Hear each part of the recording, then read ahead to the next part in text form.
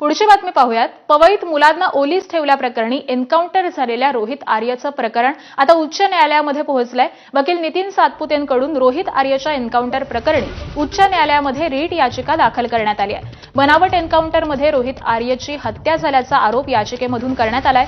या प्रकरणी गुन्हा दाखल करा, तसंच सीबीआयकडे या प्रकरणाचा तपास वर्ग करून पोलिसांचीही नार्को टेस्ट करा, अशी मागणी या याचिकेमधून करण्यात आली आहे। रोहित आर्य एन्काउंटर प्रकरणी आता गुन्हे शाखा माजी मंत्री दीपक केसरकर यांचाही जबाब नोंदवणार आहे।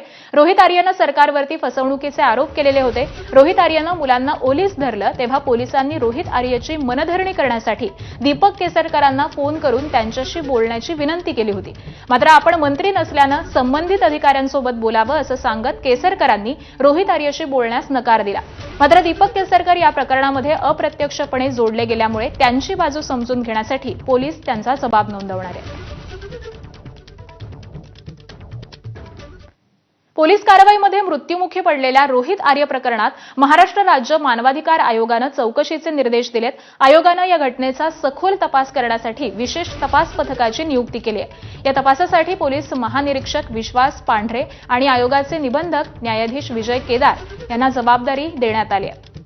त्यांनी सर्व पुरावे गोळा करून सविस्तर अहवाल सादर करावा, तसंच या प्रकरणाची चौकशी करताना सरकारनं आवश्यक ती माहिती आणि पुरावे या पथकाला द्यावेत, असंही आयोगानं म्हटलेलं आहे।